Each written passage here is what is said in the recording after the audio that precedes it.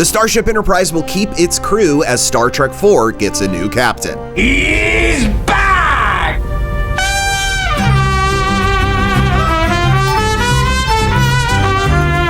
On this IMDbrief, we break down what writer-director Noah Hawley could bring to the Federation and why we'd love to see another Voyage Home. With a pair of critically acclaimed FX series, Noah Hawley has taken one film and one comic book character into some absolutely weird and wild dimensions. On Fargo, Hawley beamed up aliens and science fiction into the Coen brothers' Oscar-winning gallows comedy gem. Oh, yeah? Yeah, is that useful to you? Oh, you betcha, yeah. Yeah. While on Legion, he soft-shoed Wes Anderson and Bollywood into a series about the all-too-powerful son of original X-Man Professor Charles Xavier. What if I pass it on to him? And he ends up like me? Would you rather he be like me? So, who knows what Hawley will weave into his take on Star Trek? Gorn? The Sharon? Goo Pile Armus? They've all been done. An interesting notion which I do not share. What we do know is that this continues the Kelvin timeline that J.J. Abrams launched with his Lens Flare-soaked 2009 reboot. I love you so much. I love you. Chris Pine, Simon Pegg, Zoe Saldana, Carl Urban, and Zachary Quinto are all expected to return for another voyage. But Chris Hemsworth will not resurrect his brief Papa George Kirk role from the first film, despite several years of deals and developments and attaching Jessica Jones and Defenders director S.J. Clarkson to helm. Watch it, Sonny. I'm pretty handy when I want to be, alright? Hawley's film isn't expected to interfere with Quentin Tarantino's prime directive on an R-rated Trek.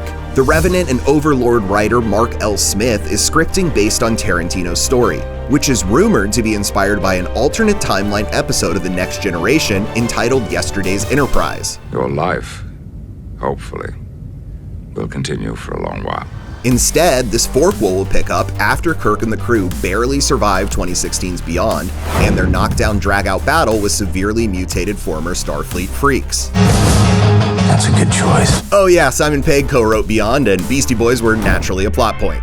Anyway, even though they'll be on a brand new Enterprise, this crew has already tangoed with Khan, killed Kirk in the same way the original killed Spock, and flown past the outer edges of the Federation. So now it may be time to come home. Why'd you watch where you're going, you dumbass? Well, a double dumbass on you! Back in the halcyon days of Shatner and Nimoy, the fourth Star Trek film, 1986's The Voyage Home, was a critical and box office hit, even earning 4 Oscar noms, and it is objectively very, very weird.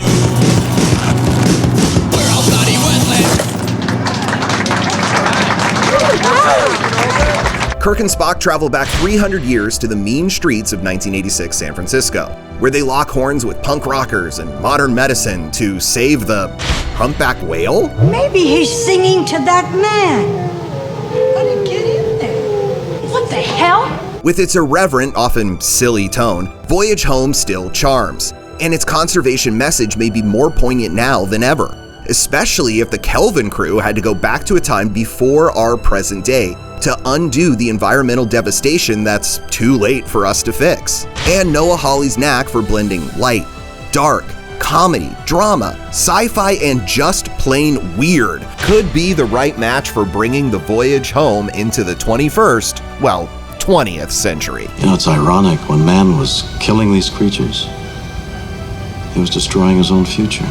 For more Captain's Logs and trending tales, stay tuned to imdb.com/IMDbrief. But I feel like celebrating. I don't. All right.